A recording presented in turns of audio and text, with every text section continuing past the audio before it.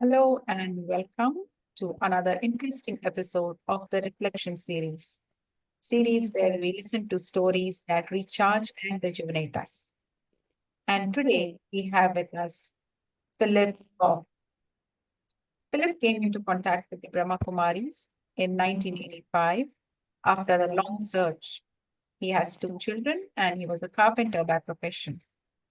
He has lived in various centers around Australia, and being retired now, what he enjoys the most is giving time to others whilst teaching meditation.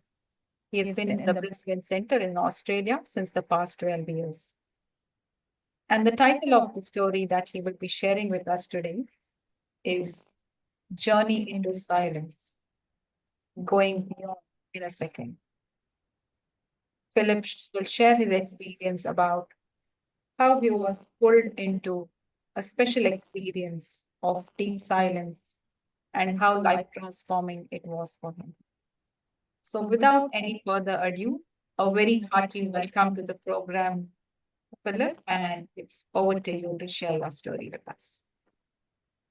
Welcome once again. Yeah, good, lovely. Thank you, Lata. Hello, everybody. Yes, my experience of coming onto this path began in 1985, and as Lata said, I'd always been a searcher. I'd always looked into everything I could possibly find to find meaning to life. Back then, there wasn't the internet, and often finding books that dealt with spirituality was difficult. But anyway, came that day when I saw an advert in the newspaper for a free meditation. So I went along to the Brahma Kumaris in Canberra. I was in Canberra at the time. I was married. I had two young children. And so when I went along to the centre, what I recall, one thing in particular, the lady told me, you're not a physical being, you're a spiritual being in the form of a point. And I thought, oh, this is interesting. Never heard this before. And she said, you reside in the centre of the forehead. And I thought, nice. And then she also mentioned something about a supreme being. And I thought, that wasn't my sort of cup of tea at all. But she said, the bit that stuck out, she said to me, with this meditation, you can link your mind with the divine. And I remember sitting forward on my chair and looking at her, and I said, really? I was intrigued. So anyway, so I ended up doing the course there at the Brahma Kumaris Centre in Canberra. And I started meditating straight away. I found it actually quite easy. I'm probably what's described as an introvert. And so going inside, examining what's happening inside my mind, my head, is not unusual to me necessarily. So I started to do the practice, the eyes open practice in particular, which I really did like. It enabled me to be able to meditate even whilst there was all things happening, and I didn't look at all strange. I didn't have to sit in any particular posture or anything. And in fact, I could be at home or out and about, and I could be meditating and nobody knew, which was sometimes convenient. So I really liked that. And so I really took to the meditation. I still wasn't keen about this divine being bit that they had told me. But after a while, I thought to myself, okay, well, look, they've told me this. And so far, so good. It's worked. I was feeling really nice. They told me about also in the meditation to be able to go to this dimension of silence, which was beyond the universe. I really like that concept too. And so I was able to do that, and kind of once I had a description of the place, then you can think about it, and I could place myself there quite easily to some extent. Anyway, on this other occasion when I thought, well, let's give this divine being a bit of a go and see what happens. This was the first time I was going to do this, and the words God Father came into my mind, and there were two words which I didn't particularly like. I had a very nice father, so it wasn't anything to do with that. But I think father meant somebody who bossed you around, and I wasn't keen on that sort of thing at all. And God, yeah, as I said, it was neither here nor there. But I saw these words kind of hovering here in my mind's eye, you would say. And then as I looked at them, they wobbled sort of like this. The word Godfather wobbled, and then it shot into infinity. And as it did, it was as if I was pulled out of my body, of my head, if you like, and I was suddenly in this place. It was golden red, as had been described to me, and I was next to God as a shining star, and I was in bliss. I didn't know what bliss was until I experienced that, and I was absolutely assured this was God. There was no doubt at all in my mind, and so I was in that experience, which was just blissful, and completely unaware of anything else other than this experience. And it lasted probably 30 seconds, but I think just even 1 second of such an experience would be enough. So when it finished, I remember walking outside to the other room. I was sat alone in a bedroom, and I walked out, and my wife was sat there, and I said to her, "Do you believe in God?" And she said no, and she looked at me and she said, "But you do, don't you?" We'd never spoken of God ever in our whole relationship up to that point. I said, "Yeah, I just had this experience." So this was my first experience of being what I would call pulled into silence, because that's what it was like there, as well as the bliss. There was silence, just stillness, silence. And I think this began my love for silence. At least I could now recognize what I was seeking, I guess. I'd had the experience, and now I knew this is what I loved. And so I continued with my practice, and I would do all sorts of things. I was, especially in those days, new. I was a new student, so I would try all sorts of things. I would even get up early. They suggested an early start in the morning to get ahead of the day. So I would do that. I was a bit of an early bird anyway, so not too much difficulty. But I didn't want to get up and be sleepy. So sometimes, and this was in Canberra, so, and it can be very cold in Canberra in the winter. I'd get up and I'd go and I'd have a camp bed, and I'd put it out in the garden in the frost, and I would get into my sleeping bag and I would lay there and meditate, looking up at the crystal clear sky. So, and I even used to walk around the park early in the morning just to develop this habit of being fresh at that time of the morning and meditating. And so, of course, I did all these things because the experiences I was having were profound and meaningful to me, very valuable and powerful. And so, so I continued, and so I consider I'm lucky in a way in regards to meditation. I know some people have a problem, but it isn't a problem for me when I set my mind to it. So so that was the first of many experiences. I've had even through my own efforts, I've been on retreats where I've been in a silent state, profound silent state, for even days actually. And what I've learned is it's all, in the end, is it's all about concentration. That I'd become a slave to my mind, and I think it probably applies to most of it. So my mind had me wandering off, and it dissipated the energy of the mind with wasteful thoughts, negative thoughts maybe. And what I was learning was I could actually become a manager of my mind, and I could still it. I could go into this silence. I would just stop thinking.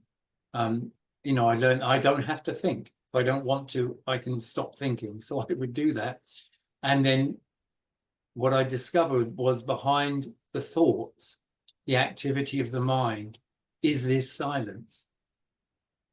It's always there. It's there now as we speak.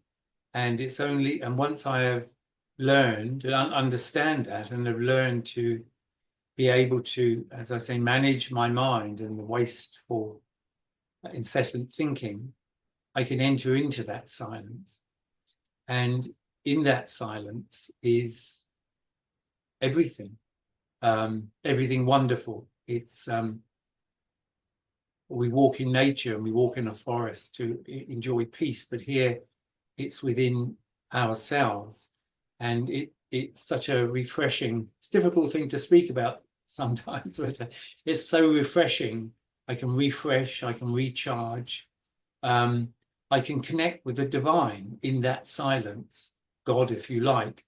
So I have a different understanding of this divine being, and within that silence, I can experience the divine, and I can, as another being, but also as myself, I can experience my own divinity. It's like all the clutter's gone, all the noise is gone, and we're just left with silence and our own beauty. So that's what draws me, it's what attracts me, and it hasn't changed to this day. I still am always wanting to go into silence sometimes, and I've had to learn how to do it amongst people. So suddenly going silent is not necessarily the thing to do. So one has to learn to balance it, to say the right thing. Otherwise, people might think you're not of this world almost, you know. So there's an art to that, to this eyes open meditation that I've had to learn to be able to access silence instantly. These days I can do it instantly. And even we have these traffic, what we call this traffic control. So ceasing the traffic of the mind is a practice which I do every hour. In fact, there's a group of us that do it, and we remind each other via sounds on the phone and what have you. And so there is this practice of making the intellect very strong. It's the intellect, our intellects, that control our mind. And so I continue that practice daily, hourly, and I find it quite easy because it's interesting. I found that was another secret of meditation, newness. If there's newness, it remains interesting. So I'm kind of creative with my meditation practice, but still always I want to get to the same place beyond sound, into silence. And I go for walks, even here where I am, just outside the centre is a busy shopping centre. I walk down there with others. We go down and practice walking amongst people and at the same time being totally silent. So I love these practices. It's what keeps me on this path. The interesting practices, the results of the practice, the silence. And yeah, that's really, that's why I do what I do. So. Beautiful. Thanks. That was interesting for you. It's wonderful to hear about, how you said you were pulled into that silence and it was an experience of bliss that you had never experienced before. And we have viewers who have probably never meditated or are just trying to meditate or just beginners. And there may be many who may not have experienced anything like this before. What would you like to advise them? Like that, will it happen one day, or do I just keep practicing, or is there a method I should try? that may lead to an experience or not. But even otherwise, what would you like to say? So it keeps them encouraged to, continue the meditation practice they do. I mean, I think you want to be able to do it. So if your life is happy and you're peaceful and content with your life, I don't think you'll do it. There's in a way no need, because we do these things because our life has not perhaps gone the way we've wanted it to, or things are happening. Like at that particular time also, there was, apart from being a searcher, there was also a lot of trauma in my life. And my wife and myself and the children, we were the only ones here in Australia, and no one else around. And so there was no one for me to talk to, and I needed a place to go. So this land of silence, going into silence, kind of saved my life, if you like. It gave me a place where I could go. So I needed something. And so therefore, this is why I made the efforts that I made, which I consider easy efforts, because again, I was aiming for something. So I think I don't know if that was clear to me at the time. Looking back, it definitely was clear what was happening. So my thoughts are, there needs to be a desire to meditate and to go into silence, and then definitely I want to find a path to walk along. It wants to be clear. I'm very ordered on some extent, though creative, but also ordered. I like to be able to see my path. So I like to write and make and clarify where it is I'm going. I ask myself now why I'm doing that. So it's very, very clear. I know exactly why I'm doing, even to this day, I know exactly why I'm doing what I'm doing. So that helps me tremendously. So then your energy isn't wasted. You're no longer wandering. You're focused on where you're wanting to go, and then you set off on the journey. So that would be check yourself why you're wanting what you're wanting. Wonderful points to, check ourselves. So a deep desire to do it is the first thing we need to have. You used the word wandering just now. And, a little while ago, you were saying about the mind wanders sometimes. How does meditation help, or does meditation help with monkey minds, if I can use that term? Because that sometimes is quite a thing for people, that, oh, my mind is always here and there. I don't know how to focus on something. How can I start meditating? So what can they do practically just to, calm down their minds a little bit and then focus on meditation and go into that deep practice and into that experience eventually? Yeah. I'll give my experience of that. So monkey mind, let me just think on that. I mean, you could listen to meditation commentaries. That's certainly a good way to start as well. I mean, I did that in the beginning, but also I stopped doing things in my life that would keep pulling why we have a monkey mind is because our mind's getting pulled to generally things that we've done or circumstances. So I started to pay attention much more to how I behaved, especially in relationships. Like if I'd had an argument with somebody, for example, if I went to sit in meditation, of course, all I'd be thinking about is the argument and the words that were said. So I very quickly learned one thing I learned, and I was very argumentative actually in those old days. One of the things I learned was to zip it. And I would tell myself, I wouldn't do this, but I would tell myself if I was going to say something, zip it, Phil, zip it, zip it, zip it. Don't say anything, don't say anything. And I very quickly learned. And then I learned if I said nothing, for example, generally things just passed along quite well and kind of sorted themselves out. I learned that lesson very quickly. And so that was one of my biggest issues. And so that immediately stopped a lot of thought that would interfere with my meditation practice.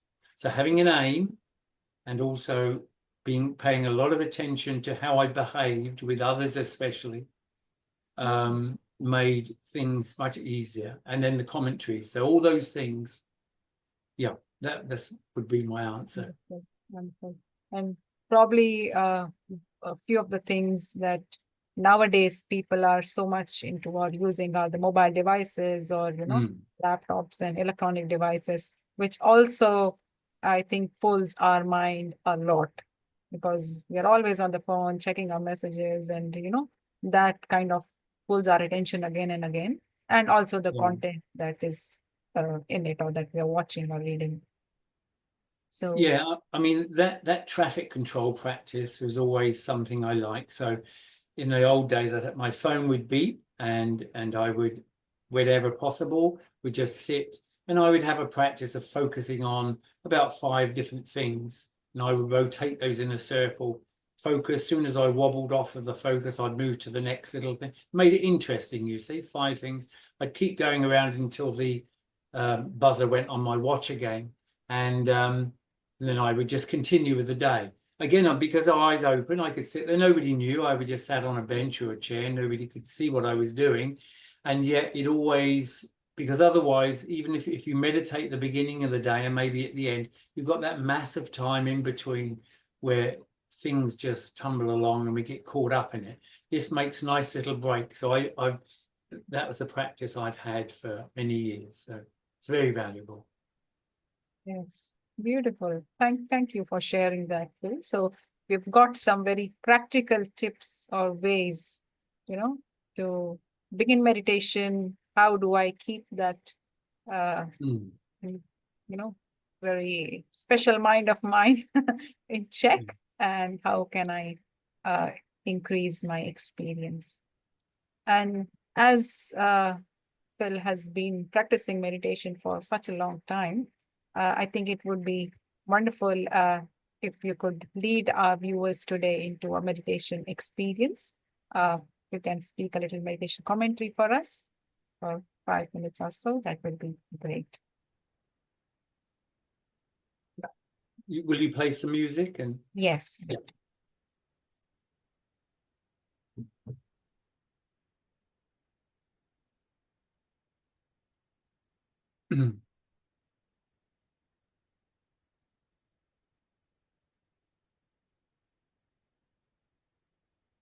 So I begin my practice by relaxing my body. I check around my body for any signs of tension, and I relax. My feet and legs, my arms. I just tell them to relax. My stomach, chest, my shoulders, just relax. Relaxing my throat, my jaw, cheek.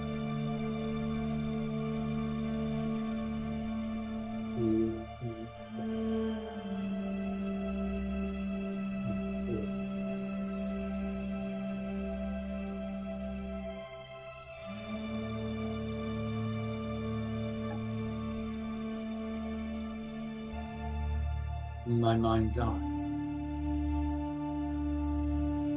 imagine in the center of my forehead, tiny, white, radiant, like a diamond, spark.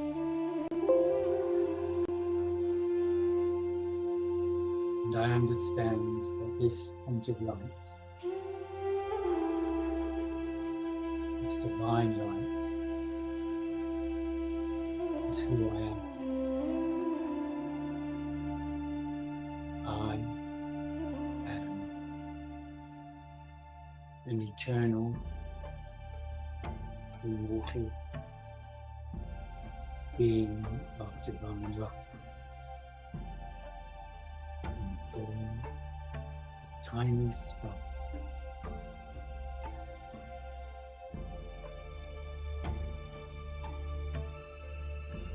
Blind the light and fire. And I radiate silence all around.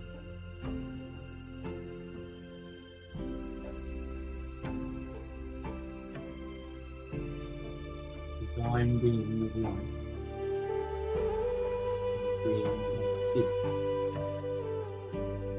and stillness.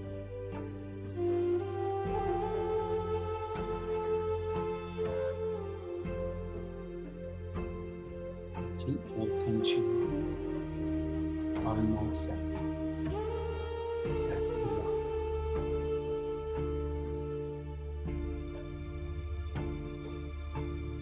I am aware of myself.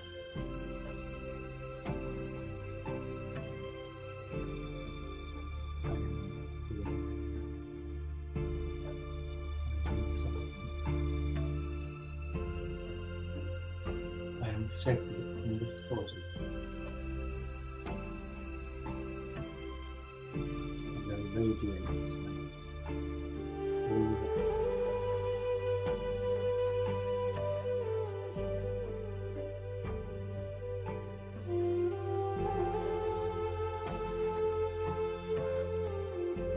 I become aware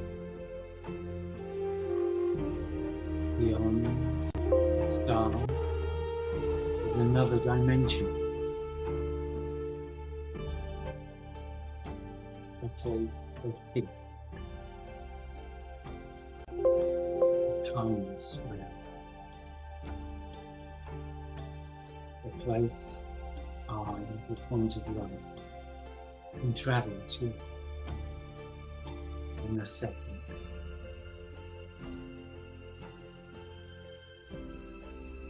This dimension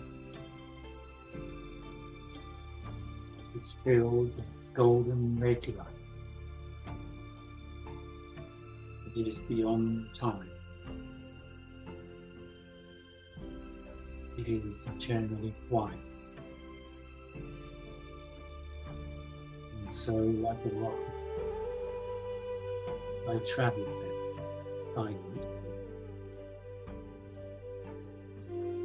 across the distance of space and into this dance.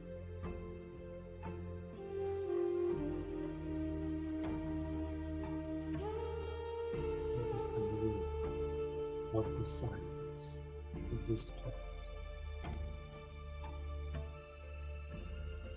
far away from the noise of the world, and restful.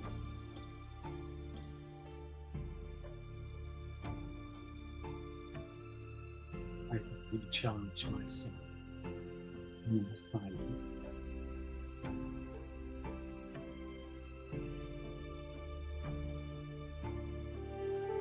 I am beyond.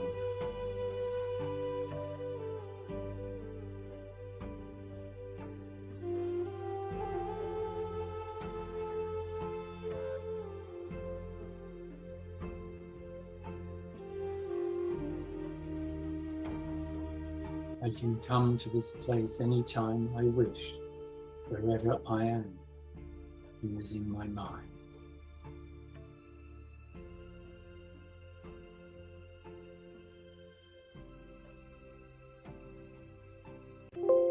Now I know where it is.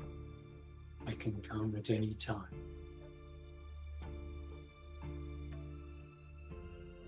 For now, I return back to the earth, back to my body, back to the center of the forehead, where I reside.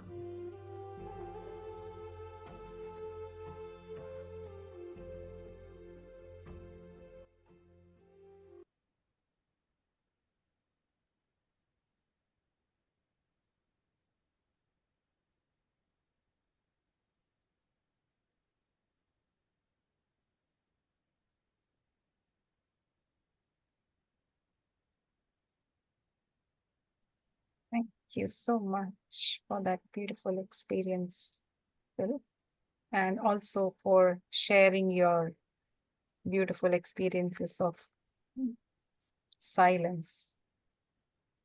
I'm sure the viewers have taken a lot of inspiration and will continue with their practice or begin with meditation.